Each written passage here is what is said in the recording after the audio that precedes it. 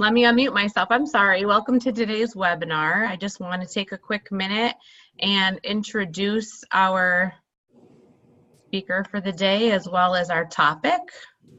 I hope you enjoyed the video. We decided to start using a video as opposed to a slideshow. It would be a little bit faster and just let everyone know what's going on at CoWave these days. So today's June 25th, and we're going to be having a webinar called Fostering Metacognitive Skills and Critical Thinking in Your Classroom. What a great topic. I'm actually a former reading specialist and elementary teacher, so this is a topic that's going to be near and dear to me too as well. And our presenter today is Sarah Goldammer, and I'm going to turn it over to her. I'm going to stop sharing my screen, and I'm going to let her take over. And again, welcome everyone, and we hope you enjoy today's webinar. Put your questions in the question and answer section, and go ahead and introduce yourself in the chat. Thank you. All right, thanks, Liz. Let's see.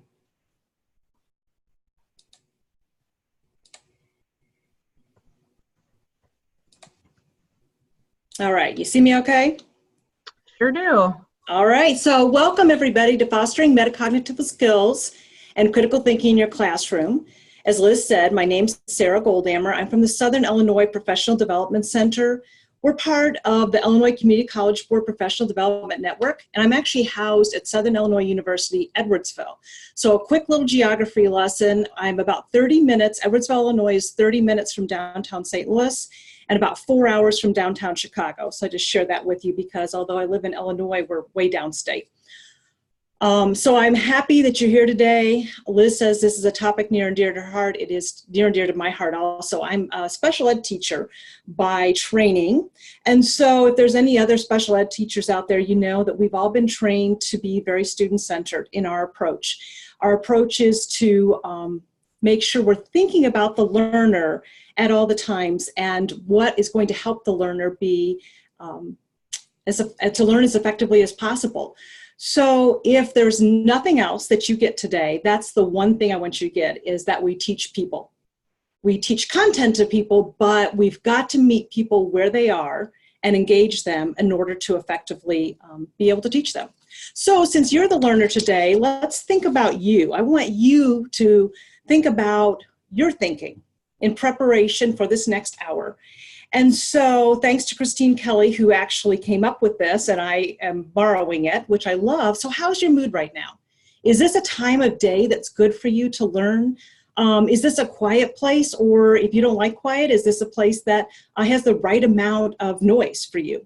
Are you hungry? Did you get a good night's sleep last night? Because all of those are going to affect your learning. Where might your mind wander? Hopefully not to your grocery list. Hopefully it'll wander to how you can use this information most effectively with your students. You know, what's your purpose? What are you hoping to get out of this? What do you think you might learn? And lastly, and most important, how will you remember and use this? So this is all part of self-assessment. And a key to critical thinking and metacognition is understanding yourself. So learning is active, and we have to be ready to plan to play our role as learners. If you've ever done a ticket to enter, if we were in person, I would actually hand one out to you, which I will mention to you that there are a number of handouts that I shared with CoWave, and I thank them for sending them out to you. So hopefully at some point you can download those. You don't need them right now. So if you don't have them, please don't leave and go get them. I'd much rather you give me your full attention. And you can get them later. But there is actually a ticket to enter template there that you can use with students. And I like to start with a ticket to enter with students and with teachers, because if we don't know why we're here, if we don't frame our thoughts of why we're here, that is just going to diminish our ability to learn. So we actually have a poll that Liz is going to bring up in just a minute, because I'm going to ask you to, and I'm sorry, I'm sort of putting you into boxes here. There's 4 answers. You can choose as many as you want. Do you want to learn what metacognitive skills are? I'm not familiar. I want to learn. Do you want to hear the research supporting the value of teaching critical thinking and metacognition? Because if it's not valuable, why waste your next hour learning about it? Do you want ideas of how you can actually embed fostering critical thinking and metacognition?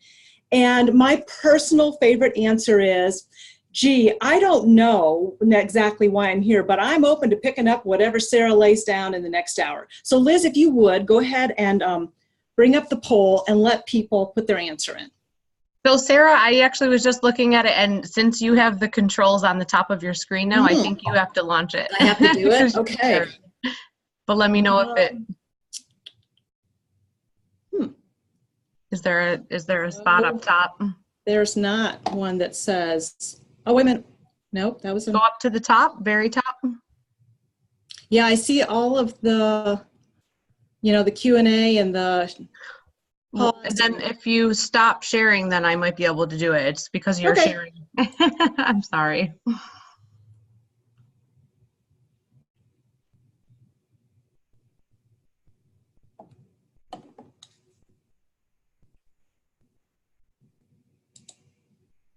Okay, let me see if I can do this for all of you. I just launched the poll. Yep, I see it. Go ahead, yeah. So we'll just leave it on this for a few minutes until everyone's done, and then I'll have you share again. Look at that, it's kind of fun. Yes. Number 3 is winning. It's like a horse race. Great. You can call the race, Liz. You can tell us. Yeah, well, it's going to be number 3. Ideas for my classroom for fostering critical thinking and metacognition. Thank you so much, and I will let you go back up and start sharing again. And then, so for the next one, we'll just know to stop sharing for a minute. Right, yep. We'll do that. All right. So yes, I see a big whopping 79% want some ideas. So you guys, I'm going to tell you right now that there are going to be ideas. I promise that there are. And there's going to be a lot of them at the end, but I'm going to embed them throughout. And I will point them out, also explicitly talk about here's something that you can do. But actually, right now is something that you can do, because if you help your students think about why they're here and what they want to get, you have now framed the time period, whether it's an hour or it's 6 hours or whatever time that you have. So we will talk a little bit about some research. I will share. We will do a definition of what a metacognitive skills are. Besides an actual definition, again, I'm going to give you some, we're going to try it out, because that's a big part of critical thinking also, is to make information come alive for our students. And then for them to understand how to make it come alive for themselves, because, they can't put you in their pocket and take you with them, although it'd be great. And thank you for the 24% that said they're willing to pick up whatever I lay down. I gotta love that. If I could only bottle that and use that someplace in the future. All right, so we framed it up, what you wanna learn. So a little bit of inspiration. Dr. Martin Luther King Jr. says, the function of education is to teach one to think intensively and to think critically. So we're going to use those words also as we move forward. That's our function education. So one more poll, and now we know that I need to give this back to Liz, because we have learned, because we have, through some critical thinking, that we were monitoring that not going correctly, so we made a shift. So we absolutely modeled a little bit of critical thinking there for you. Not that we intended to do that or not, but we're just, just good like that, right? What? We're just good like that. We're just good like that. That's, yes, exactly. That's where we're going to go. So, part of critical thinking also is that flexibility of thought. So let me, there's 3 answers here. So which one of these actually is most like you? Do you teach metacognitive skills? Do you have them embedded, but you don't explicitly teach that you're telling your students that you're teaching metacognition? Or, you know what, Sarah, I just want to know what they are and I want to know how to teach them. So let's see if I can remember how to stop sharing. Yep. Perfect. And I will open up the second poll. Why is it not doing? Okay, hold on. Relaunch polling, continue. Okay, I'm not sure why it's doing that poll again. Well, let's see. Because I definitely saw that there was. Now if I end it, hold on. I'm sorry, there we go. My bad. Okay, everyone, the horse race is open. Great, thank you all for being patient with us. This was actually my first day doing one of the polls on one of these live webinars. So appreciate you all. All right. Okay, it looks like number 2 and number 3 are pretty close. I'm going to share the results. All right, so yeah, we're here to learn. Okay, that's good to know. Thank you for sharing that. Now, let me see. Okay, we're back. Marvelous. So let's giddy up then. You know, Liz talked about the horse race.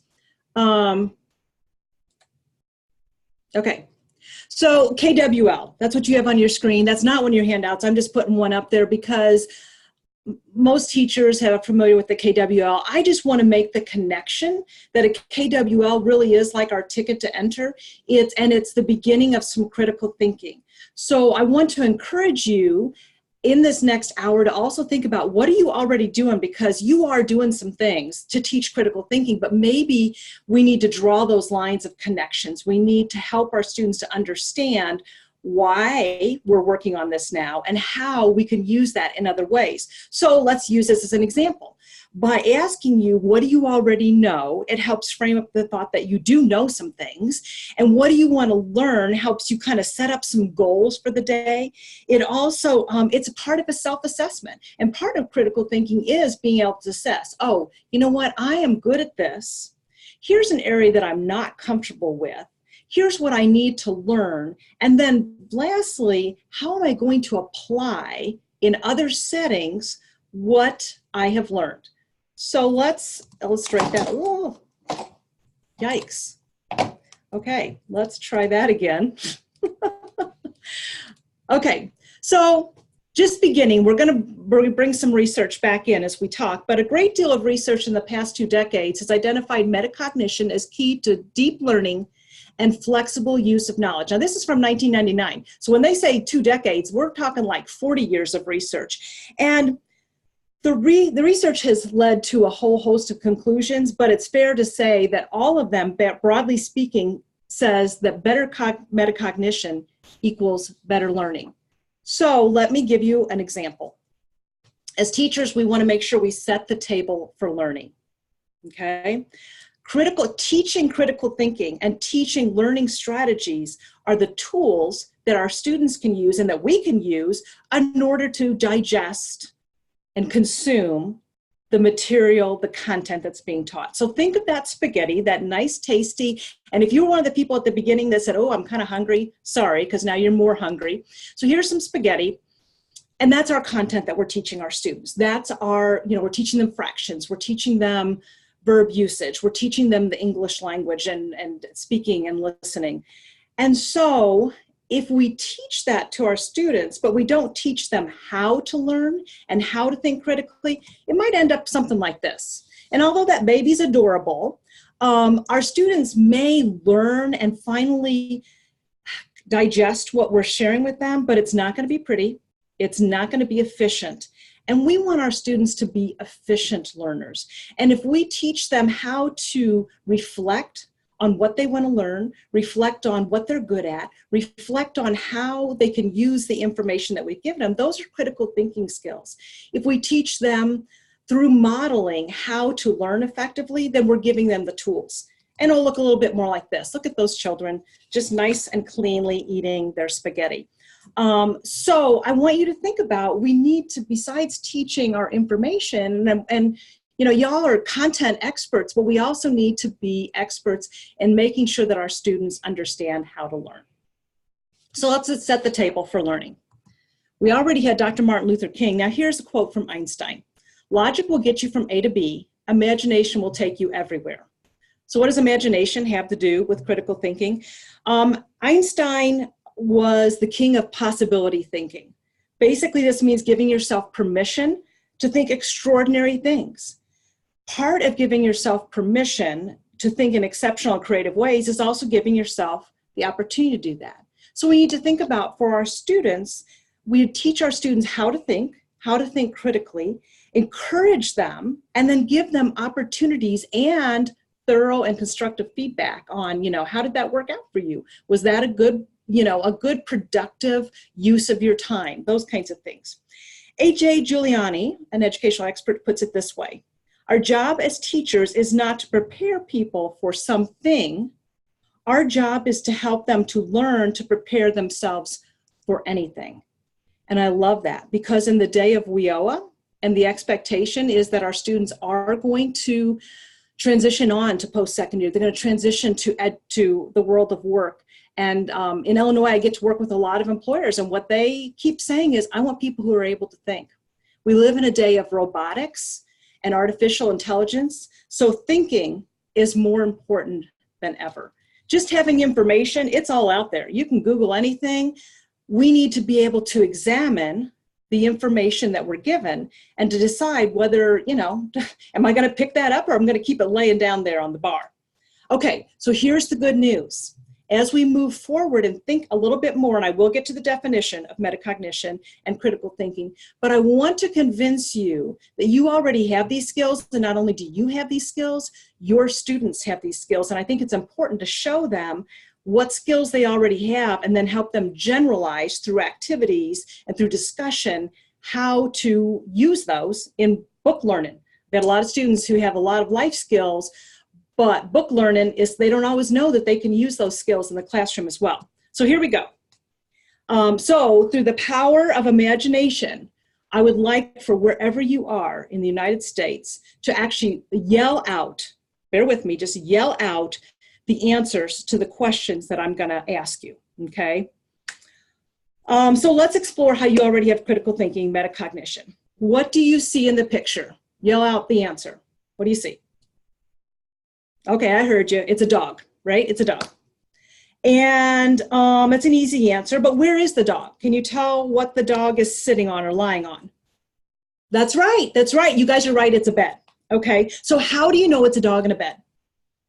Prior knowledge. You already know what a dog looks like. You already have it. But here's the part where we're going to go to the possibility thinking, where you don't necessarily, the answer is not obvious. Here's my question for you, and yell out the answer. I can hear you. Is this dog supposed to be on this bed? What do you think? Yes or no?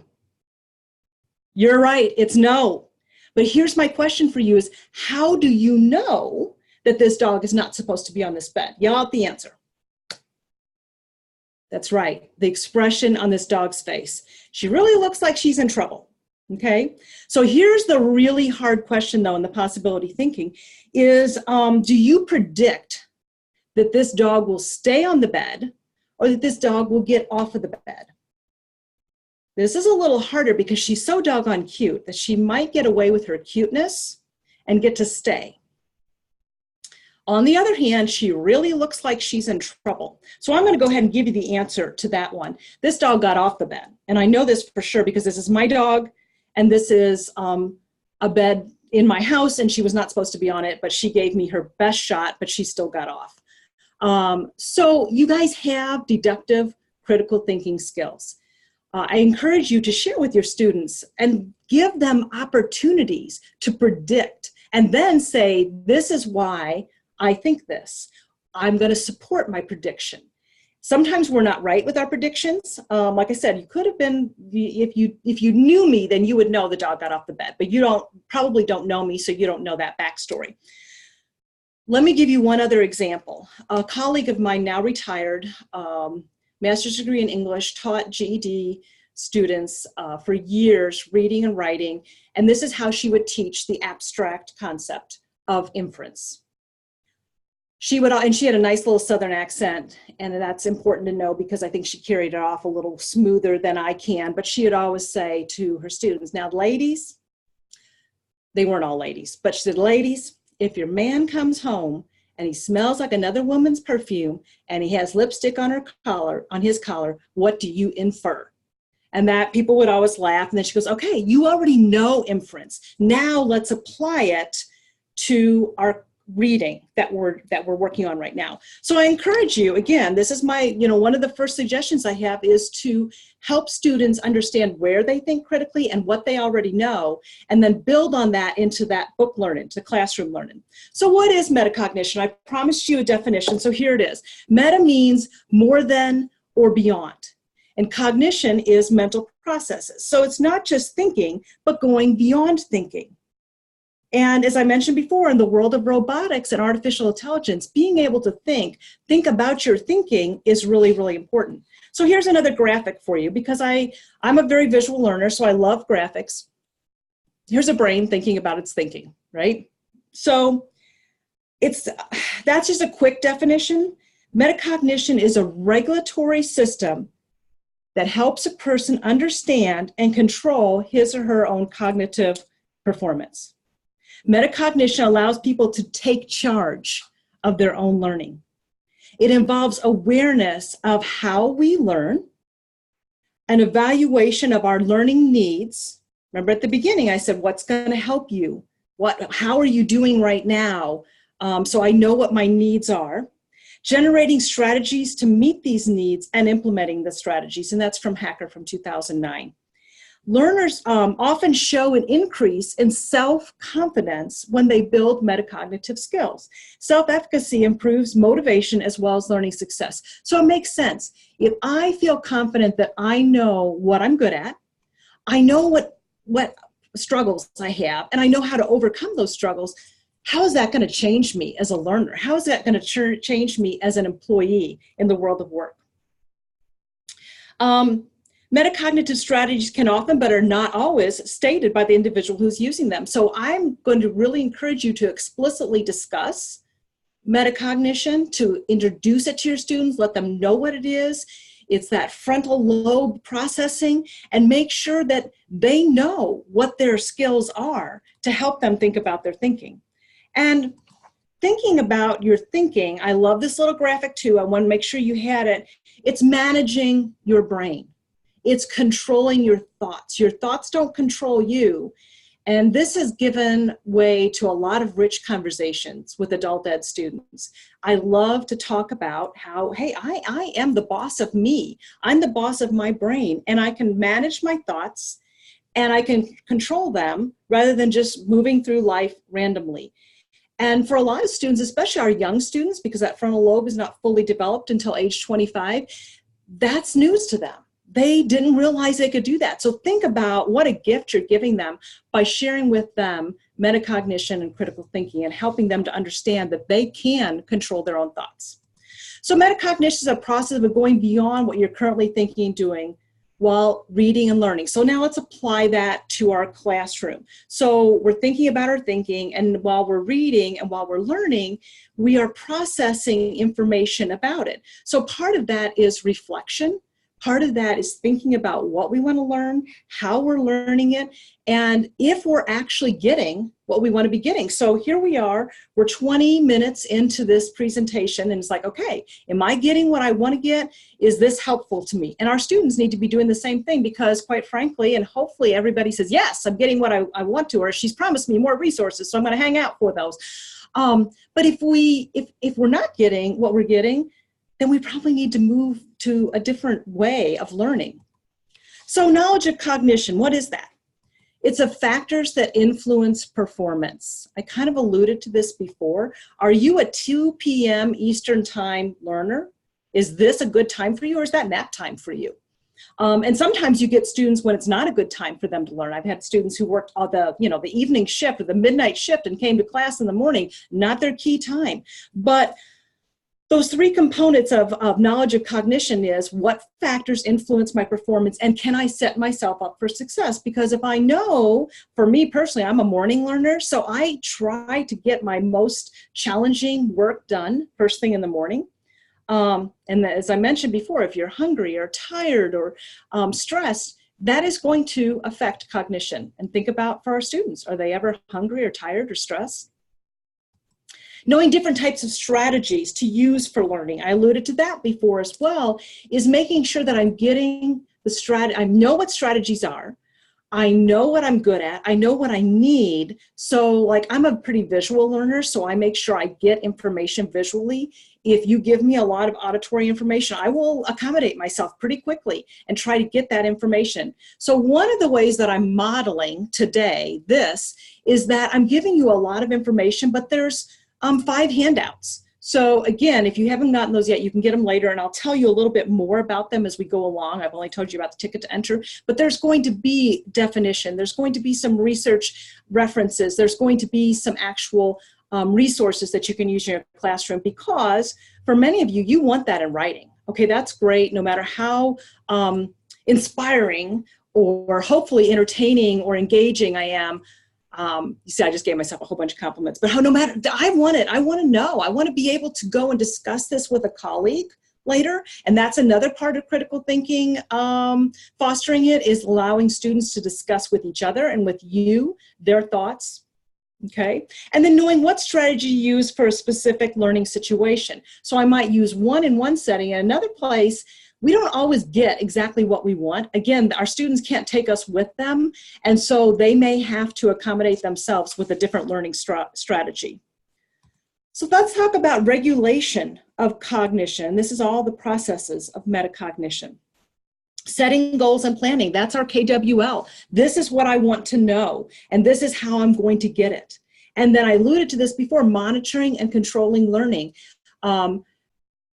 Checking in and saying, am I getting what I want out of this, or do I need to move on to something else? And then evaluating your own regulation, assessing the results. Do I need to use a different strategy? Do I need to stop here and maybe go have a conversation with my teacher? Maybe do I need to stop here and go have a conversation with another student about what I'm learning in order to regulate what I'm learning and how I'm learning? So I think you're seeing at this point, I hope you're seeing how active all of this is. So oftentimes our students come in and they think that, we're going to open up their head and we're going to pour in some knowledge and then close it back up and, okay, now I'm smarter, I know stuff. That's not the way learning is. So as we teach critical thinking and metacognition, we want to teach students how to be active learners.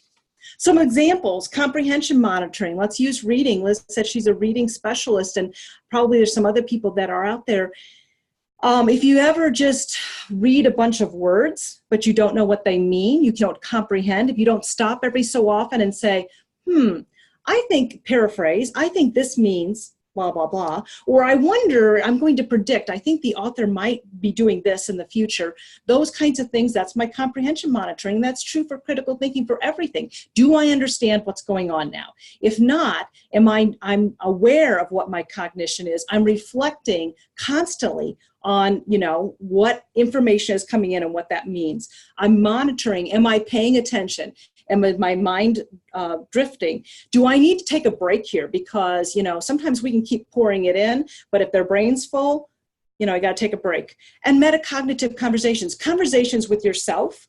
And one of the ways that you can start that is making sure that students have conversations with each other, and then encourage them to have those conversations with themselves. So I told you I'm a special ed teacher. So some possible causes of low metacognitive skills can be all kinds of things that we're going to see in adult ed. They may have slow decoding skills. And so metacognition, teaching them metacognition and thinking about it and allowing them to learn in a different way than decoding, maybe giving that information auditorily so they don't have to decode visually, is going to help them. If you don't have a big exposure to vocabulary and background knowledge, if you don't have a strong memory, or if you don't know comprehension strategies or how and when to use them, they're all going to impede metacognitive. The good news is, though, we can help them, because proficient readers listen to their voices as they read, make ongoing corrections or adjustments, and are aware of how meaning evolves. So here's a quote from one of my students, an 18-year-old student. I don't hear any voices inside my head. There's nothing going on up there when I read. I just say the words. So obviously there's not any comprehension happening because I don't hear any voices. So part of what we need to learn to teach our students is how to question, how to think as they're learning. So the good news is that we can actually help our students rewire. We can help them to learn these strategies. So you've heard the same voice for quite a while now. Liz hasn't said anything for a little bit. So I have a short 2-minute video that I'm going to show you, and you can listen to a nice British accent and thinking about rewiring our brains and helping our students to rewire. So let me see if I can bring that up. There, it looks like it's working just great.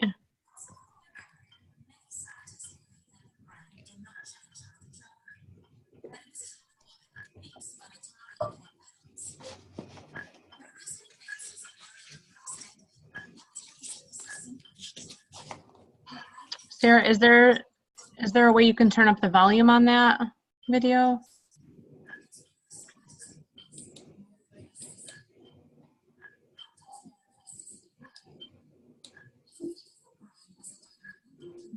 Is it better? Not really. It's like playing very low. But we can hear you okay. This will be, we can also include the link though as well, so people can watch it on their own after. I don't think we should spend too much time trying to fix it right now. All right, so sorry about that, you guys. Apparently it's hard to hear, so I apologize. Let me just give you a quick paraphrase, and then as Liz was saying, we can share the link to it. I like it. I like to share it with students also because it helps them to think about that. I actually visualize that in my head when I'm learning something new, when I'm trying to get a new habit in my life, or convince myself that I should try a new piece of technology. That whole, you saw how those, hopefully you saw how the pathways were getting wider and stronger as you used that piece of that strategy over and over again. So when we teach people and we give them the opportunity to practice metacognitive conversations as one example, then they're going to become better at it over time by practicing. So metacognitive conversations are especially critical for students who struggle with learning. So again, for our students, this gives them, whenever they, when we help them to learn the critical thinking and the metacognitive skills, we're going to help them to be able to be more efficient learners, especially for those with special learning needs. Students who are self-regulating, who set goals, make plans for reaching their goals, and then monitor and regulate their cognitions and behavior are more likely to do well on academic tasks. So one more reason that we should teach metacognition, and I hope that you're already seeing that there's a lot of ways that you probably have metacognition embedded, but to overtly discuss. And part of that is when you put them in conversations, when you put them in group work, you want to say, hey, you know what? This is a critical thinking skill. You're learning and listening to other people. You're evaluating what they are telling you, and you're deciding whether you want to, adapt that for yourself or not. So a little more unpacking of metacognition. We will get to some additional resources in just a minute.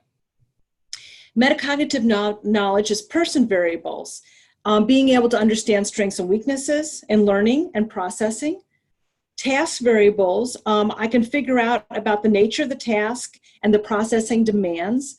So an example might be, I already shared with you that I'm pretty visual. So if I'm at a lecture, so the person variable is that I like to get visuals. The task variable might be that it's all auditory. So I need to think about some strategy variables that are going to help me to be able to work through, to be able to process this information, to think about my thinking.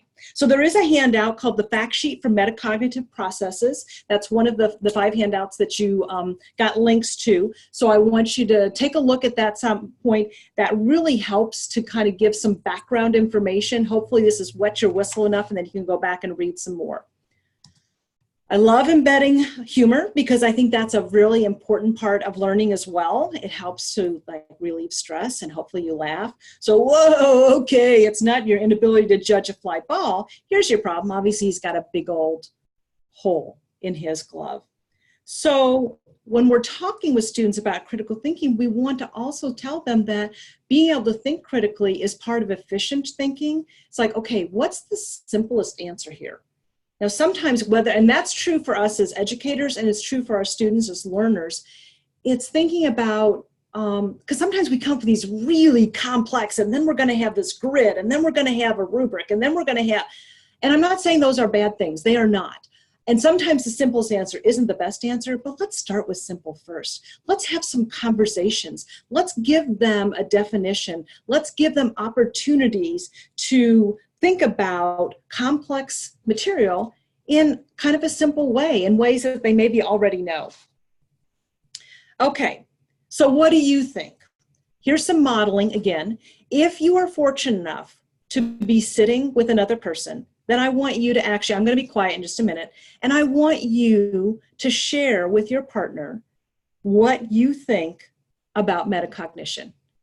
And if you're not with a partner, I want you, and I'm going to indulge me here, actually write it down. Don't just think it, because writing it down is a whole nother modality, and it's going to help you to embed and really process what information you're thinking. So what do you think metacognition is? And then part 2 is super important. How can you help your students increase their metacognition skills? So before, I'm going to be quiet, I promise you guys. But let me just say, this is modeling because we had an initial thought. What do you, a ticket to enter, what do you want to know? This is called middle reflection. So you introduce a concept in class, now give students some time to reflect with each other, let them actually hear their own voice say, this is what I think I know. It's very important part of learning and reflection and to be able to think critically. The other part of that is, it just helps, you know, like I've been talking for a while and now you get to hear another voice. So that's part of it. And I'm going to say one more thing and then I really will be quiet. I promise. If you're, because I know what you might be thinking. You might go, oh my gosh, Sarah, do you know everything they need us to teach? And you want us to stop and have this whole middle reflection part? I don't have time for it. Here's what I'm going to tell you is you don't not have time for this, because you can keep talking and you can keep plowing ahead in that lesson plan. But if they, meaning our students, have not been engaged and are not being able to reflect and not being able to have a deeper concept of what you're teaching them, then it's really, you know, we're missing the boat. We're teaching, but they're not learning. And the only way that we're successful is if our students are learning. So, okay. Because this is a 1-hour presentation, I'm only giving you a minute, but I promise to be quiet for 1 minute and you talk or write.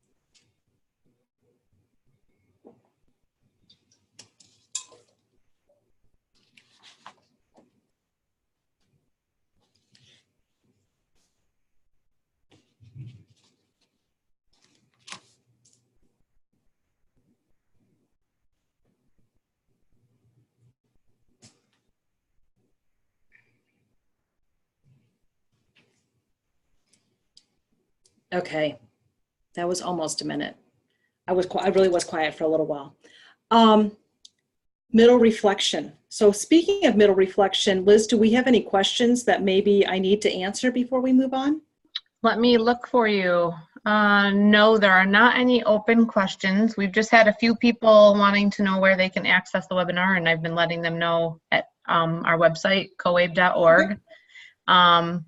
But we can wait a minute and just see if does anyone have a question they want to put into the question area right now? We'll wait about 30 seconds and see. Oh my gosh, Liz, I already was quiet for a minute. Now you want 30 seconds. I know, Sarah, sorry. You're really stretching me.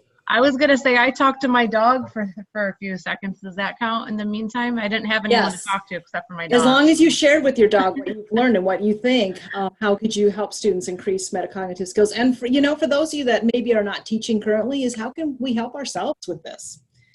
I'm very open to questions, but I am going to say stopping and asking for questions throughout is part of fostering possibility thinking also. Just stopping and saying, well, what do you think? You know, what do you think about this? And oftentimes our students have not had the luxury of anybody asking them, what do you think? Mm-hmm. All right, we don't have any burning questions right now, but we'll check back again. All right, beautiful. So in addition to how are you, that middle reflection, what do you think about it? How might you apply this? Also, another question for you is there anything that's confusing? What's the muddiest idea so far? Again, I encourage you to stop every so often and say, you know what? Does this make sense to you? Is this confusing to you? But here's the part, and you know what, you guys, I know you're probably doing that. Here's the part I want you to add on, is say, in critical thinking, because you've already introduced it, in critical thinking, and thinking about your thinking is doing this for yourself. So as you're maybe a new employee on a job, maybe it's your first day of college, maybe a neighbor is telling you something they're upset about, you're going to think for yourself what they are trying to share with you and what's confusing. And then whatever's confusing, you can ask about that. That is part of the learning process, because asking good questions also is a part that, our students oftentimes have not been given permission to do that. They think that asking questions makes them weak or looks like they're stupid, or, you think about they've got a lot of baggage. So we want to tell them that, hey, asking questions, good questions, listening are parts of being an effective learner and a good employee and a good citizen.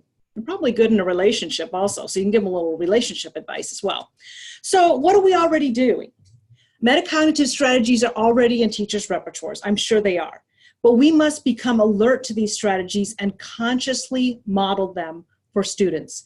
Point them out. So I want you to think about, what are you already doing? Because, okay, hey, I'm already doing all these things, but then how could I tweak that a bit to make sure that I'm modeling, that I'm showing students not only we're doing this, but why are we doing this? How is this helpful for them? And then how could they use that another way?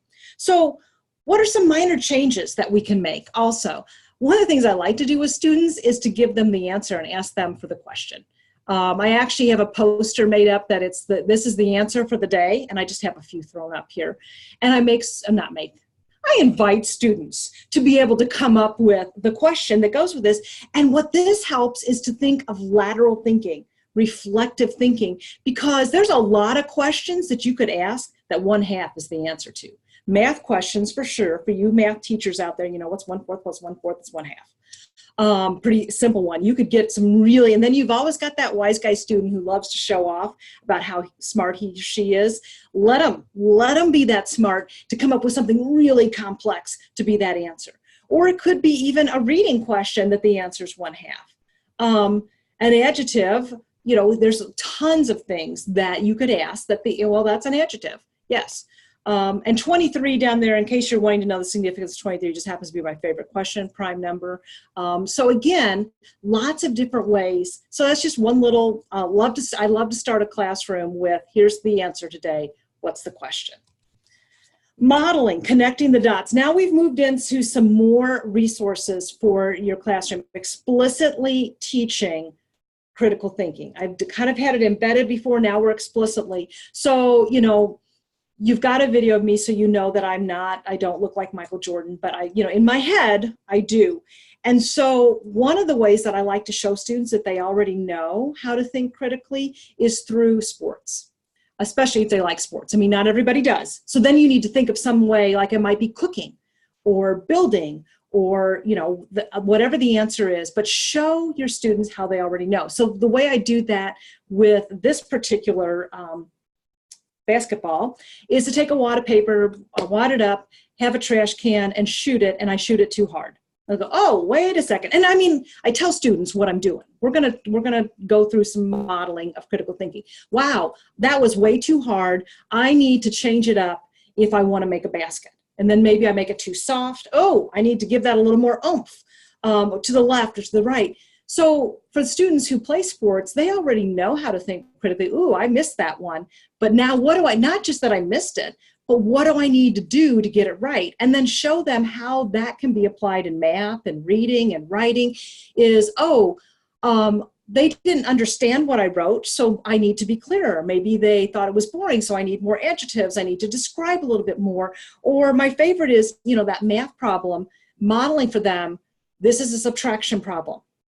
If it's subtraction, then I'm taking away, so my answer's got to be less than it was to begin with. And that's true. Here's a pizza, I'm taking some away, and now what's left?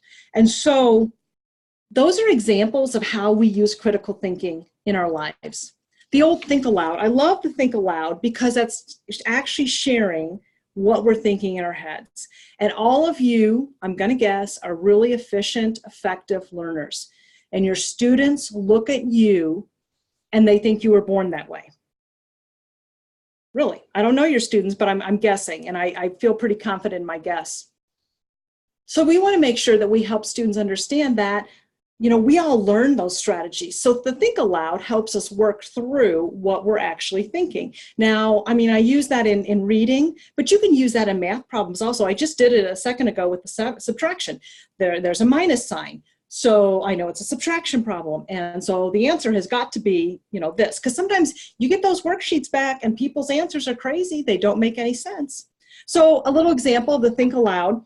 I don't know if any of you use the old surprises books. Here, I'll show it to you. I love surprises. Love that. Love the little stories in it. But here's, so a modeling might be, okay, we're going to read A Secret for Two.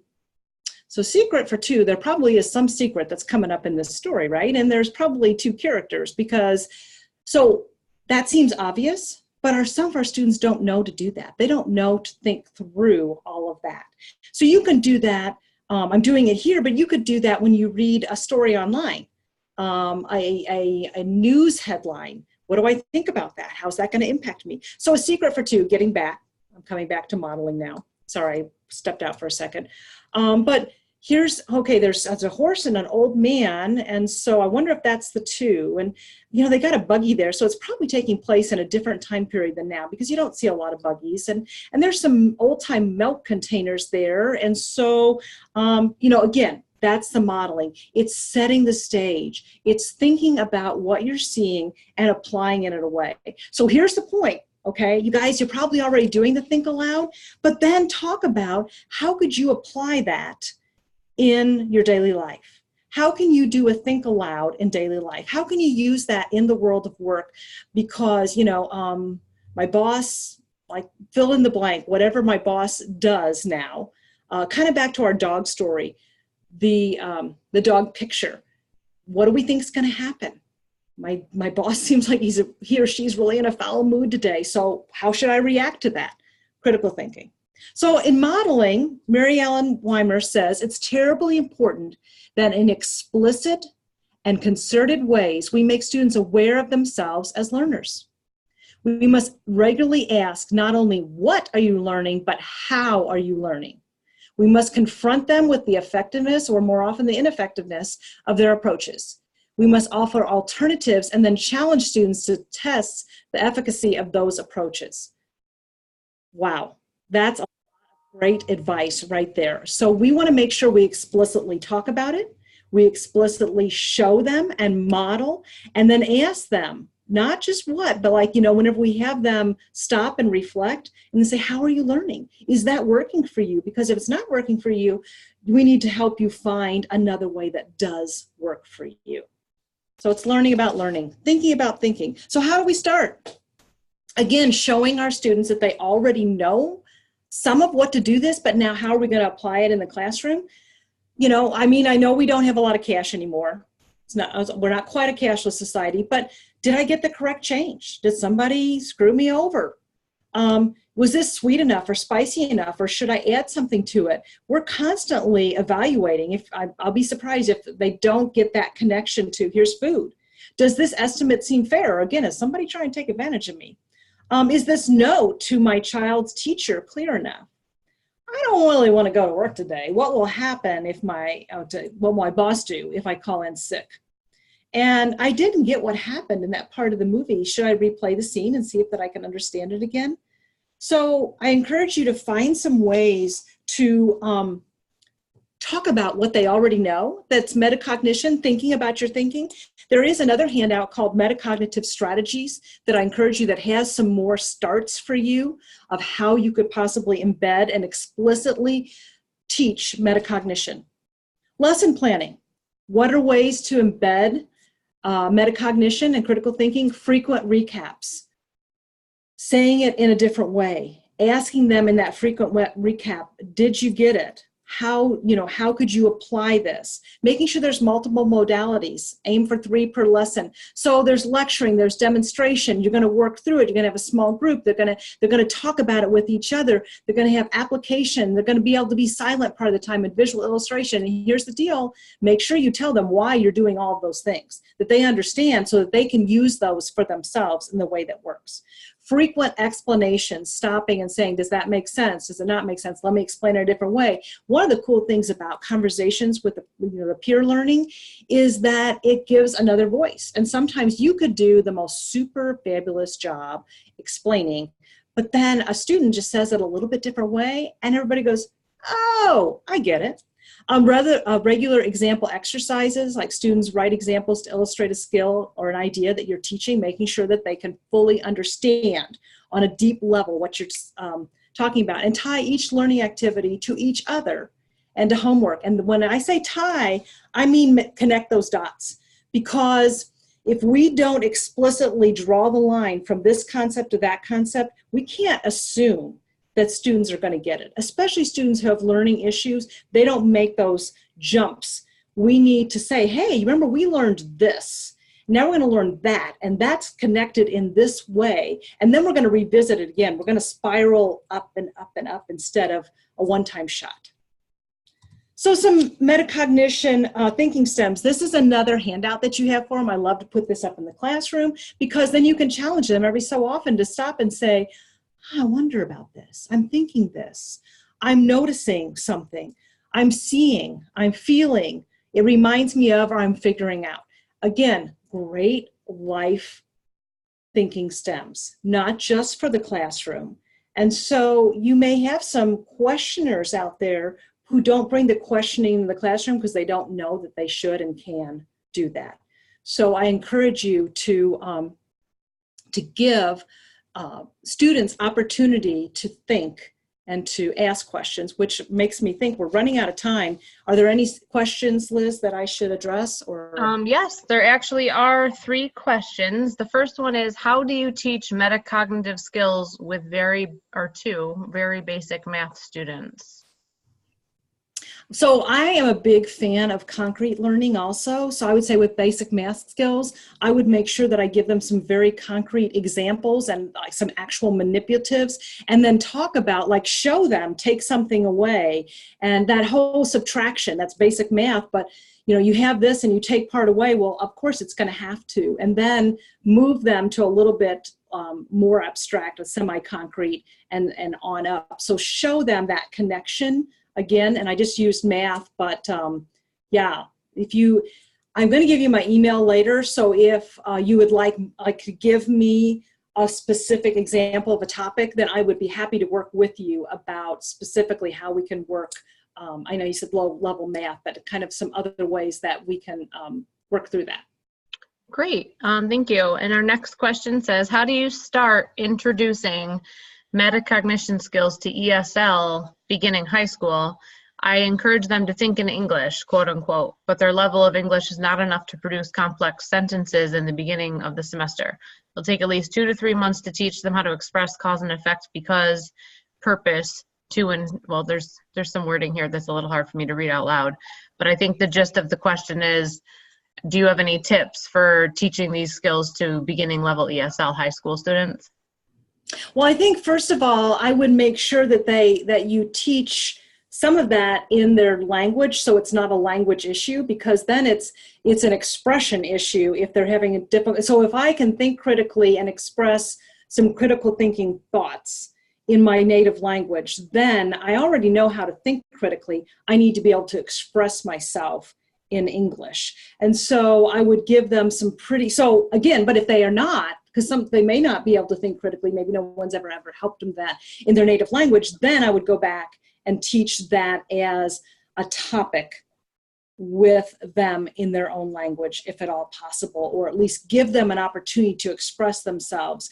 Because, you know, I mean, as I mentioned about the decoding before, it's not a comprehension, it's a decoding issue. So you got to be real careful about which issue you're really working on. If they are able to think critically, but they're having trouble expressing themselves in English, then I would start first with giving them some basic vocabulary, but then also giving them giving them the answer. Here's 2 answers. Which one do you think is correct? So that they can actually, because being able to understand is a much earlier skill than being able to express. So try to help them to understand some of the vocabulary that expresses that complex thought first, But then, if you're asking them to think critically, come up with the words, and use the words, pronounce them correctly, you're asking them to do 3 hard things at once, which is pretty tough. So I would isolate those a little bit and then bring them back together later.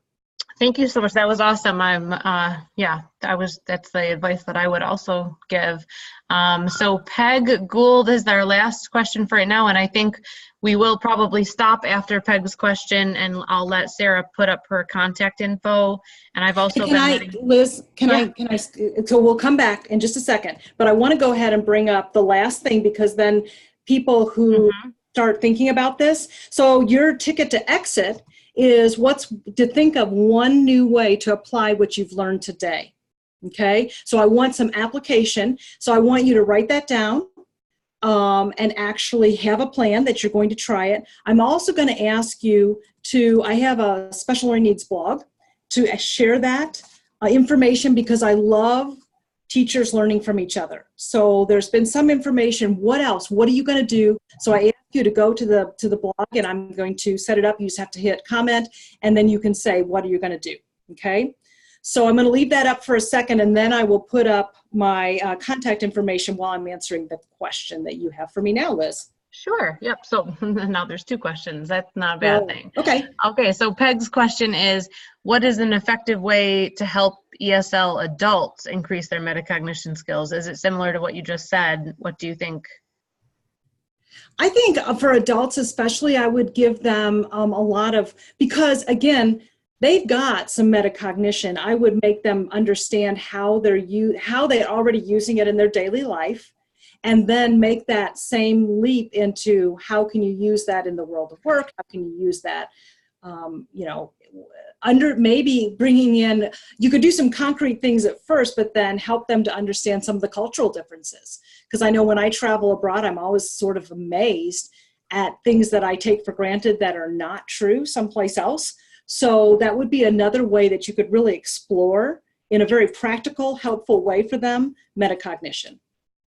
Great, thank you so much. And then just this one last question, and then we're going to wrap up.